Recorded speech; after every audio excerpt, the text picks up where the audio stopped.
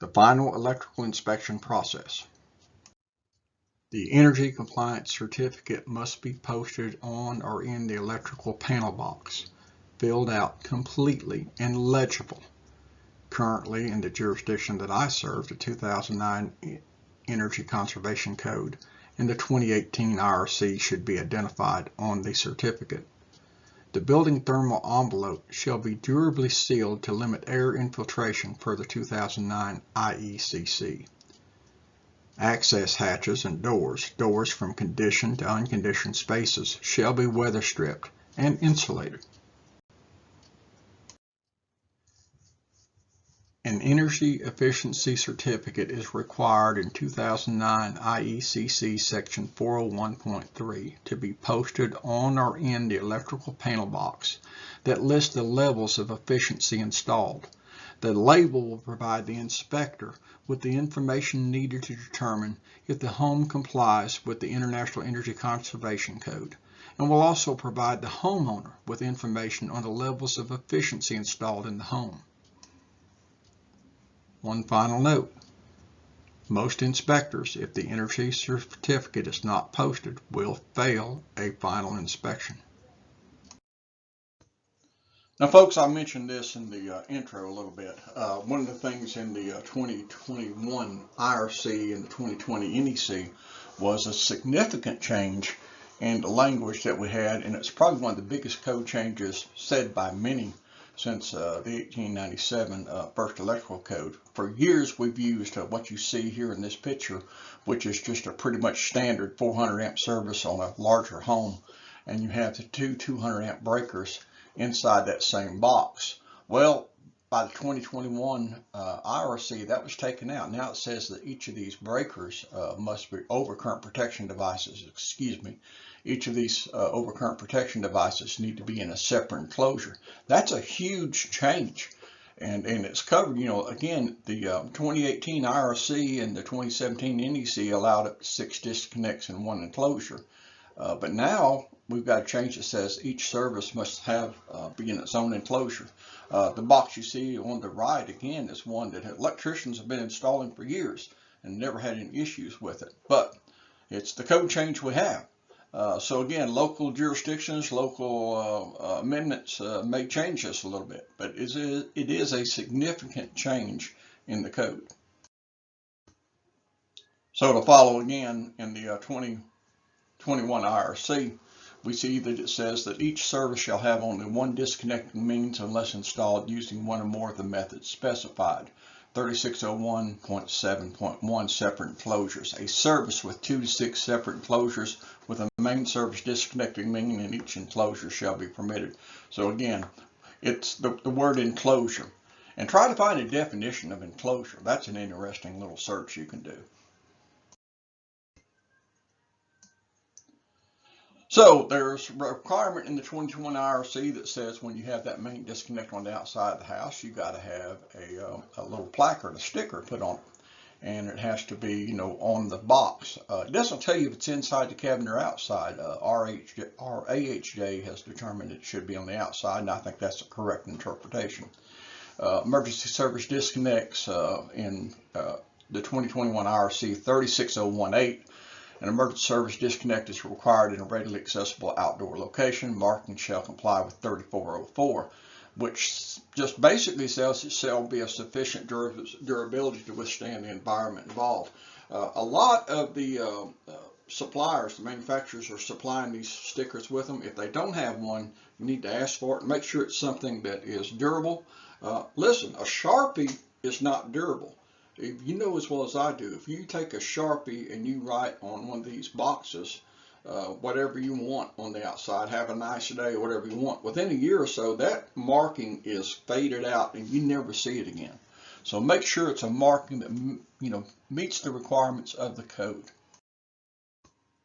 So here's just another reiteration of the same thing. Now in the 2023 NEC, all right, the 2023, which is what the state of South Carolina is going to be going to here in just the next few months. In section 2, it says marking locations and size. Marking shall comply with 110.21b, and both of the following. The marking or label shall be located on the outside front of the disconnect enclosure with red background and white text. The letter shall be at least ½ inch high. So we have a clarification to 2023. So that's what you need to start pushing. Tell your people they got to have this. Now this sticker is very important for many different reasons. And it's the main one you need to be concerned with is the code requires it. So let's talk about working clearances. You know, the meter base, the disconnect's not going to do a bit of good if the fence is right there at your back and you're having to crawl between a metal fence enclosure or something. So the purpose of the required disconnecting means is to provide a ready and visible means of disconnection for the person who will service or repair the equipment. It's also for firefighters. This disconnect on the outside the home is critical for firefighters. What they've done in the past is the firefighter would go up and just yank the cash register, the little meter globe out, and they were getting hurt. They were getting killed. So keep this in mind. This is a very, very important thing to have. But again, working clearances still require. Clearances still are required, you know, for HVAC equipment. We're still seeing disconnects located immediately behind the units, and you don't have the clearance. Now there's different interpretations on that. Talk to your HJ and everybody get in agreement and get on the same page. So let's continue on this thought about the disconnect locations, right? So the big thing we see usually is on these outdoor HVAC equipment spaces is we'll see the disconnect located on the wall behind the unit, and there's no clearance 36 inches from that, from the two. Now, this comes down to interpretations in this case, especially if it's a fuse disconnect or if it's a breaker. Because the intention is, you know, we're trying to protect someone if they're working on energized equipment. So if they're taking that cover off and working inside that box and there's energized areas in there, we don't want them to get, in contact with the metal of the cabinet behind them. So it comes down to an interpretation. The way the code reads, I've got to have the clearance, right? So we need to make sure we meet the intention of the code. So read through this code section carefully, talk to other inspectors, get everybody on the same page, talk with your building official. This comes down to an interpretation issue. A lot of inspectors do not push this too hard. But again, you have a code here, you have written text you have to comply with. And there needs to be an interpretation. Somebody needs to make an interpretation on this. And then follow that. And if you do that, you're going to always be on the right side of things. I have to be honest, folks. I can't believe that we're still dealing with this issue, but we're seeing this over and over again where our outside HVAC units, when we look at the nameplate rating, we're seeing that the overcurrent protection device or the fuse is oversized. This creates problems. Now, I understand especially, that a lot of times the electrician does not know this information because they're not installing the HVAC unit, but still they have the responsibility. This is something inspectors look for. So if you're a contractor, if you're a mechanical contractor, a new inspector, you need to be realizing this. They're going to check this. Couple of key things is, usually on the nameplate rating, we're going to see what the maximum fuse size or the maximum overcurrent protection device is going to be. We also are going to see what the ampacity is going to be. So we're going to know what the wire size needs to be. We're going to know what the overcurrent protection device it needs to be. We're going to know if it's going to be a fuse breaker or a fuse or breaker. Most have fuse or breaker, but what I see commonly is we'll have a nameplate rating where it says maximum breaker size 25 amp, and then we look and there's a 30 amp or 40 amp breaker in the box. Now, because some contractors go and buy their breakers at the big box stores, they say they can't find a 25 amp. Well, you're just not going to the right store. The picture you see here is an example that was actually in one of the magazines from the International Association of Electrical Inspectors. And so I'm giving them props for that because I appreciate them having it done. But this is a very common thing that we're seeing, and inspectors write this up all the time. So avoid the problem. Avoid it completely by making sure you look at the nameplate rating. Again, all equipment must be installed per manufacturer's installation guides, unless the code overrules it. But typically what the manufacturer wants is what we're going to be looking for as inspectors. Receptacles of 15 and 20 amp, 125 and 250 volts installed in a wet location shall have an enclosure that is weatherproof whether or not the attachment plug cap is inserted. An outlet box hood installed for the purpose shall be listed and shall be identified as extra duty. All 15 and 20 amp, 125, 250 volt non-locking type receptacles shall be listed weather resistant type. The disconnecting means shall be installed per code for water heaters and HVAC equipment. One of the most important inspection items during the final inspection will be for the smoke detectors. All smoke detectors will be tested. Access to test smoke detectors is the responsibility of the permit holder, not the inspector. Smoke detectors must comply with UL 217. At a minimum, smoke detectors must be located each story, including the basement and habitable attics, each sleeping room, and the adjoining area. The adjoining area needs to be immediately as close as possible to the sleeping room. 3 feet from the bathroom door, 3 feet from a vent or paddle fan. The house power and the battery backup must meet the requirements of 314.6 in the NEC, and they must be interconnected unless they're using like a Nest type system. And that's required to be at 120 volt, and each device has to be installed per the manufacturer's installation guide. All right, let's talk about smoke alarms. Again, these are smoke alarms. They're not smoke detectors. There's a big difference. So let's look at the IRC 2021 edition. There was one little addition here, but it's not really too difficult to look at. So again, smoke alarms listed in the IRC are going to tell us that we got to have a smoke alarm in each sleeping room, outside each separate sleeping area, in the immediate vicinity of the bedrooms. That word immediate vicinity causes all kinds of headaches. We're going to talk about it in just a couple of minutes. On each additional story of dwelling, including basements and habitable attics, and not including crawl spaces and uninhabitable attics. In dwellings or dwelling units with split levels and within an intervening door between the adjacent level, a smoke alarm installed on the upper level shall suffice for the adjacent lower level, provided the lower level is less than 1 full story below the upper room. Think about lofts and that type of construction we're seeing in these smaller homes. Number 4, not less than 3 feet horizontally from the door opening of a bathroom that contains a bathtub or shower, unless this would prevent placement of an alarm required by the section. And in hallways and in the room open to the hallway in dwelling units where the ceiling height of a room open to a hallway serving bedrooms exceeds that of the hallway by 24 inches. If you think about it, you have in these larger homes, you may have a bedroom, a bit of a hallway, then all of a sudden the ceiling rises to a large open area. And that's what we're talking about here. So then that large open area has to also have the smoke alarm. This is not in lieu of it, it's in addition to that. Number 5 is the section that was added in the 2021 code. All smoke and carbon monoxide detectors will be tested on the date of the inspection. Each detector shall operate as it's intended.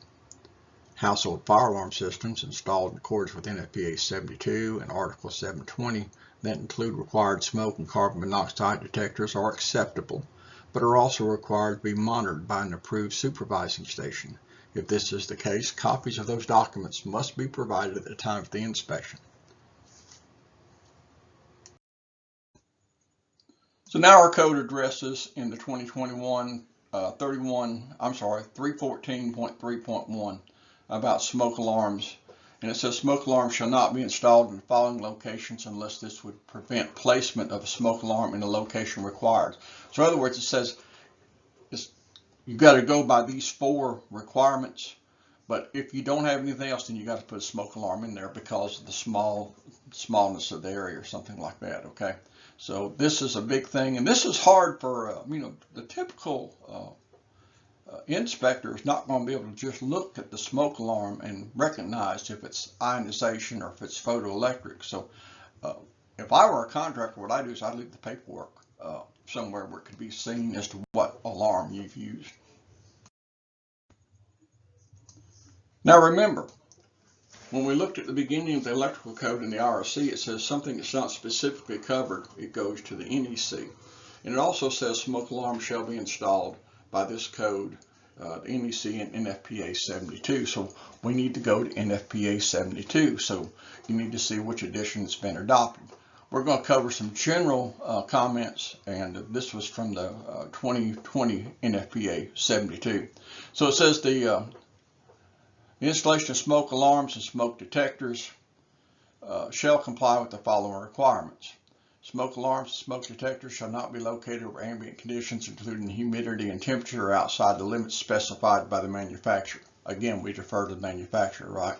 Smoke alarms shall not be located within unfinished attics or garages or other spaces where temperatures can fall below 40 degrees or exceed 100 degrees Fahrenheit. Where the mounting surface could become considerably warmer or cooler. Smoke alarms or smoke detectors shall not be installed a minimum of 20 feet horizontal distance from a permanently installed cooking appliance. To continue with NFPA 72 and smoke alarms. Number 5, installation near bathrooms. This pretty much follows what the IRC says. Number 6, smoke alarms and smoke detectors should not be installed within 36 inches horizontal path from the supply registers of a forced air heating or cooling system and shall be installed outside of the direct airflow of those registers. Again, we're talking about supply, not return. Number 7, smoke alarms shall not be installed within 36 inches horizontal path from the tip of the blade of a ceiling suspended fan. This is something to keep in mind. Now, a lot of times we see in homes where people install the smoke alarm and we have a light fixture in the middle of the room, the bedroom typically, and the alarm is very close. All you can do is advise someone of this because if the fan's not there, how are you going to know if they're going to ever put a fan up? We can't see into the future. These inspections we're talking about in this series are primarily talking about new construction of 1 and 2 family dwellings. Number 8, where stairs lead to other occupied levels, a smoke alarm or smoke detector shall be located so that the smoke rising in the stairway cannot be prevented from reaching the smoke alarm by an intervening door. So we're just talking about obstructions. Number 9, for stairways leading from a basement, smoke alarms, smoke detectors shall be located on the basement ceiling near the entry to the stairs. 10, for tray ceilings, coffered sealants, smoke alarms detectors shall be installed on the highest portion of the ceiling or on the sloped portion of the ceiling 12 inches. Number 11, smoke alarms and detectors installed in rooms with joist or beams shall comply with the requirements. Again, now we're talking about obstructions. Heat alarms and detectors, number 12, installed in rooms with joist or beams shall comply with the same requirements. Again, talking about obstructions. So this gets missed. A lot of times folks think, well, I'm just going to look at what the IRC says. IRC is going to send you to NFPA 72 when it comes to smoke alarms. So it's something to keep in mind. It's something to review. It's a good discussion to have with other inspectors and with your AHJ. So a common question that comes up time and time again is how far apart can smoke alarms be? So it says in the code in the general area. So explain general vicinity. General vicinity. So it's very, very confusing. But we also see that in the code it's going to tell us a couple of things. And one of those is going to the manufacturer's recommendations. And there's also some other language in the NEC. So let's just look at 2 of those. And I just picked these that I had the paperwork on. There's several of them. I'm not endorsing any of these, okay? But I just want you to see something common. Now, the kid smoke alarms, in their paperwork, it says in compliance with NFPA, smoke alarms will cover a radius of 21 feet in an area of coverage of 1,385 square feet. The maximum distance between 2 smoke alarms should be 30 feet. If a hallway is greater than 30 feet, a smoke alarm must be installed at each end. So again, they're saying 30 feet max.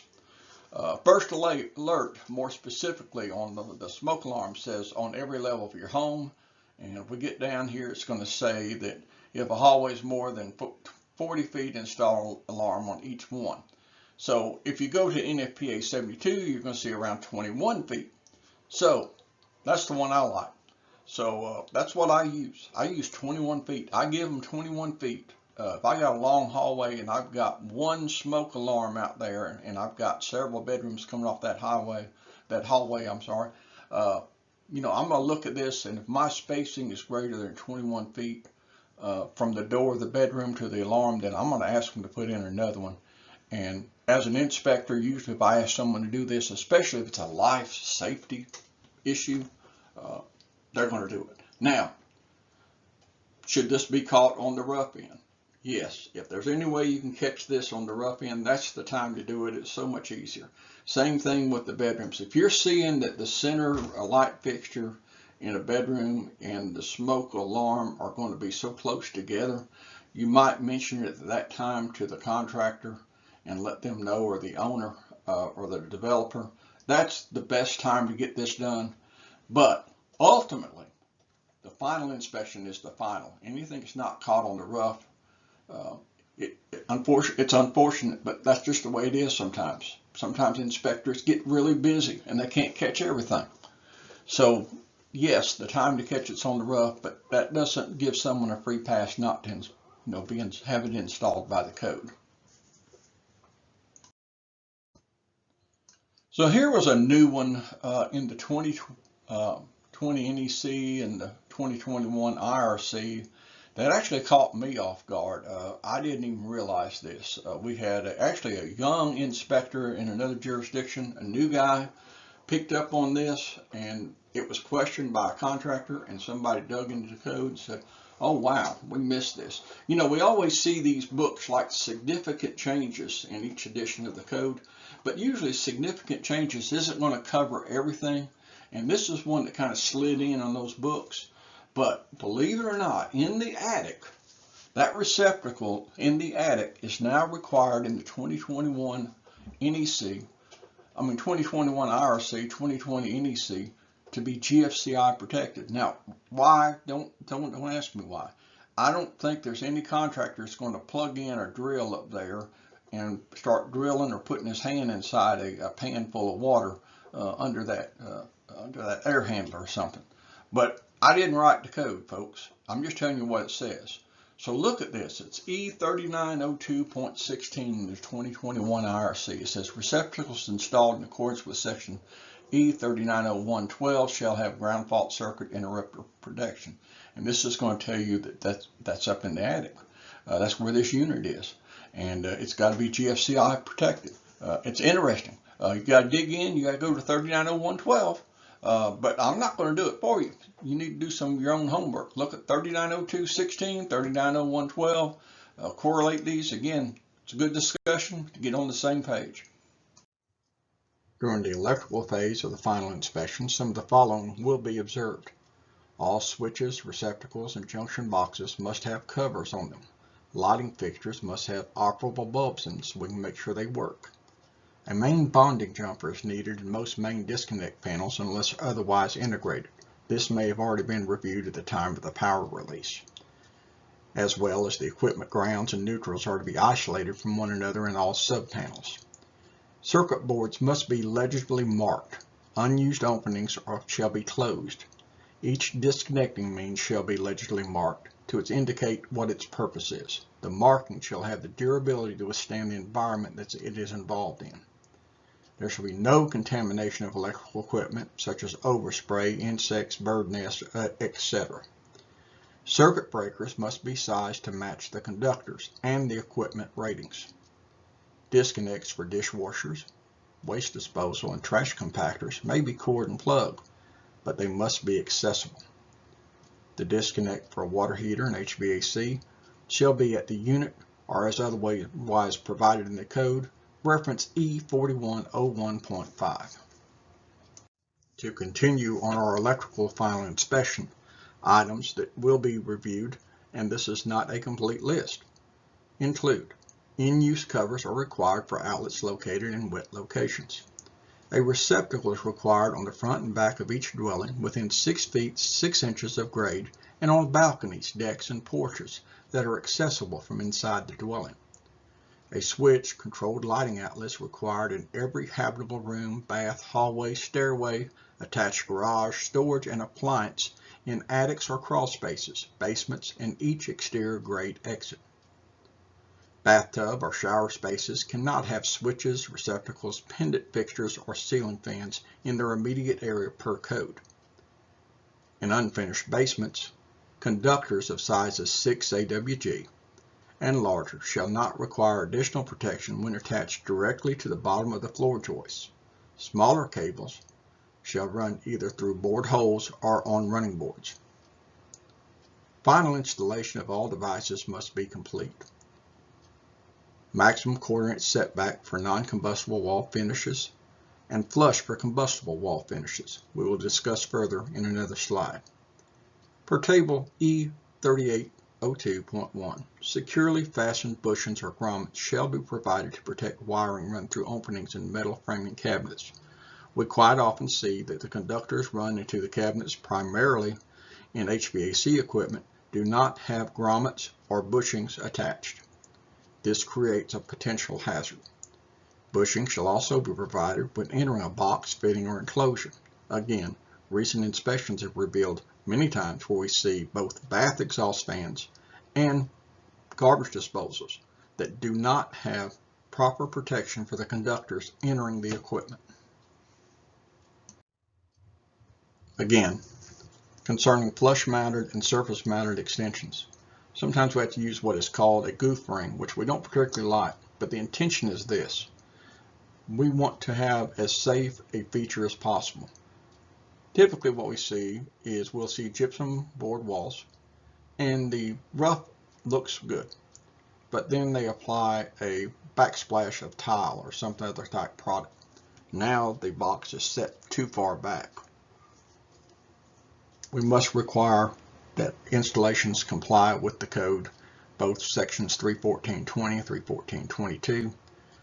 For non-combustible, this is the quarter-inch is all we're allowed to be set back for tile and gypsum. For a combustible finish of wood, fabric, or wallpaper, the box shall be flush with the wall.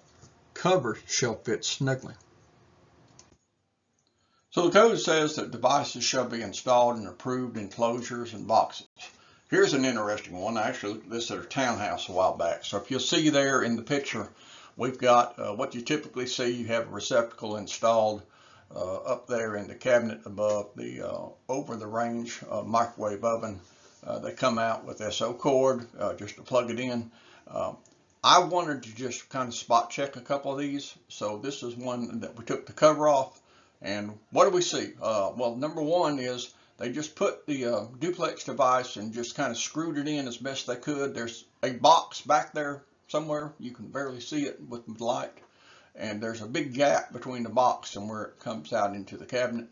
And then they use good old-fashioned extra long drywall screws to run into the box to hold the device in place. So many problems with this. I was very, very disappointed.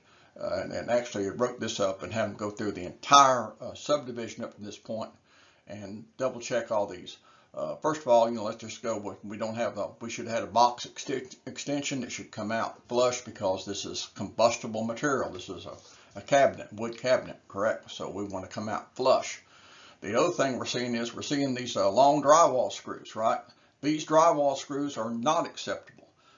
It's very specific that a machine thread screw must be used to install these devices.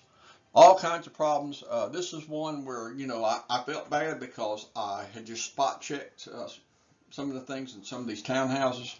And after about 6 of them were built, I've decided, well, that's a good place to take a cover off and take a look. And I made them go back and check everything. So anyway, very disappointing. Your thoughts and discussion among your peers would be appropriate with something like this. And I'm sure we've all got pictures that we've seen like this. So again, workmanship becomes an issue, especially when you're getting in a hurry. And unfortunately, we're building houses way too fast nowadays, in my opinion. So here's a good one we had discussion on. Where should the switch be located at the stairs? When we look at the code, we're going to see that it said there shall be a wall switch at each floor level to control the light source where the stairway has 6 or more risers. And the argument was, okay, what do we consider floor level? Let's talk about this switch at the top of the stairs you're seeing here on your right. Let's say that switch is 20 feet down the hall. It's on the floor level, correct? Well, that's a good argument. But my opinion is it should be located at the area where the landing occurs. And when we look at NEC 21070A, it says where one or more lighting outlets are installed for interior stairways, there shall be a listed wall-mounted switch device at each floor level and landing level that includes an entryway to control the lighting outlets where the stairway between floor levels has 6 or more risers. That's where our 6 or more risers language comes from. So again, is it at the stair? So at the landing, on the landing. Now we're getting into semantics, aren't we? We're talking about definitions of at and on. It's kind of like what is kind of crazy. It comes to an AHJ decision. In my jurisdiction, we want that switch as close to the first tread and as close to that bottom tread as you can possibly get it within reason because of construction constraints. This issue of GFCI and receptacle locations for countertops and peninsulas and islands in the kitchen has gotten a lot of attention in the last few years. The most recent thing we've seen is the Consumer Product Safety Commission actually came out and recommended a change in the NEC and the IRC that was done that limited or pretty much removed any kind of requirement or to have a receptacle located below the countertop space. And of course this was because of a hazard, people getting burned. So it's very interesting that change come about. In the last couple of years, the island requirements in different states has been amended many times. But the requirements of the code are what they say, so that's what we can deal with. So I'm going to refer you specifically to the code and the language for the area you're in, and also to check with local and state amendments because again it gets very confusing. I believe that with the Consumer Product Safety Commission and their recommendations that we're going to have to pay very close attention to that issue. But again, specifically refer to your edition of the code and cover this area because anything I can give you may or may not apply, and I don't want to cause any confusion for anybody. So I'm going to refer you to the code and your local AHJ. So again, to follow up, if we look at NEC 21052 and the current code that I'm using, I'm going to have this language about islands and peninsulas that's very interesting. But again, there's a lot of confusion on this. I recommend you get your edition of the code that applies to your area and really work through this. And then reach out to me and let me know what your edition is. I can give you personally some additional information or opinions, whichever one you want, and you can use them as you will.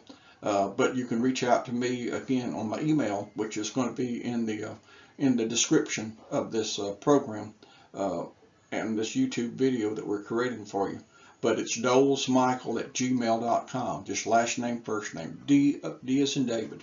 DOLESMICHAEL@gmail.com. And I'll respond to you. Again, I think there's a lot of information out here that's getting mixed up, and different jurisdictions are amending this thing one way or the other. So we need to be very, very careful in how we proceed. GFCIs are required in all damp locations and in the following, to include bathrooms, garages, kitchen countertops, outdoors, crawl spaces, laundry rooms, kitchen dishwashers, unfinished basements, and sinks. All GFCIs will be tested during the inspection. Random or all outlets other than GFCI may also be tested at the discretion of the inspector. During the final inspection, the inspector will go through and actually push the test button on every breaker in the panel for the arc fault circuit interrupters. or the combination arc fault GFCIs.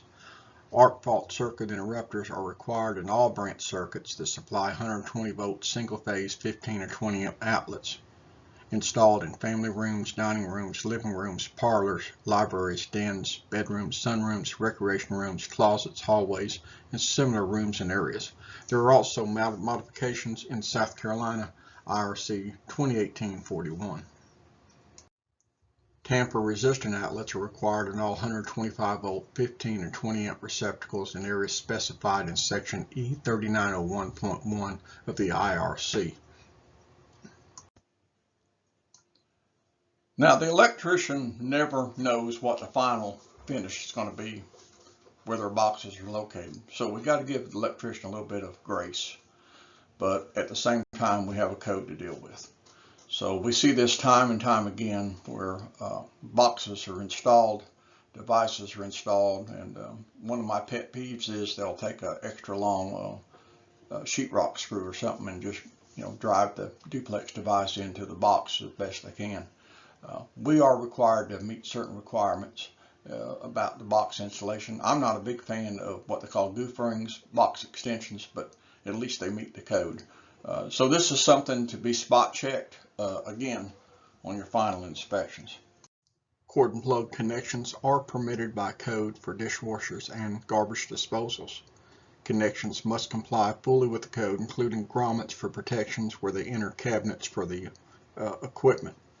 The receptacles must be located in an accessible location, and they should also be GFCI protected. To reduce fire hazard, the code restricts the type of luminaires in closed closets and sets minimum clearances to the storage areas. Specified clearances are measured from the fixture to the nearest point of the defined storage space. Recessed lighting fixtures inside the building thermal envelope must be sealed to limit air leakage between conditioned and unconditioned space. Fixtures must be IC rated and labeled with an air leakage rate. Recessed fixtures must have a gasket or caulk between the housing and the interior finish. Hydro massage tubs and the motors and the GFCIs must be accessible. Access shall be provided to the circulation pumps for the Whirlpool bathtub in accordance with the manufacturer's installation instructions. A copy of these instructions are to be provided to the inspector to review on the site. Okay, you've made it this far. Thank you for your attention. I ask please that you buy me a cup of coffee, like and subscribe on YouTube so that we can continue these videos for other folks. And if you'd like a copy of the residential inspection checklist or maybe a little quiz that we have written up based on the residential code, you can get that by sending me an email to the email address you see here, which is dolesmichael@gmail.com. So please like, subscribe, support this work. If you would like to have Doles Enterprises come out and do a presentation in person to your group, we can certainly discuss that. Just depends on logistics and a few other things, but we'll do whatever we can. So visit our other videos, and we appreciate everything that you're doing, and we appreciate your attention. Mike Doles again. Just wanted to let you know that we're concluding this session, and I ask you to please go to the next session and take your time. Please like and subscribe to this YouTube channel. This is how we're able to offer this free.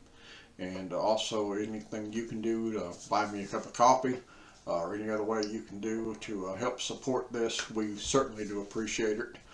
So just proceed to the next session. Take it at your own pace. Don't become overwhelmed. You're not going to know it all to begin with if you're just now starting out in this profession as a building inspector.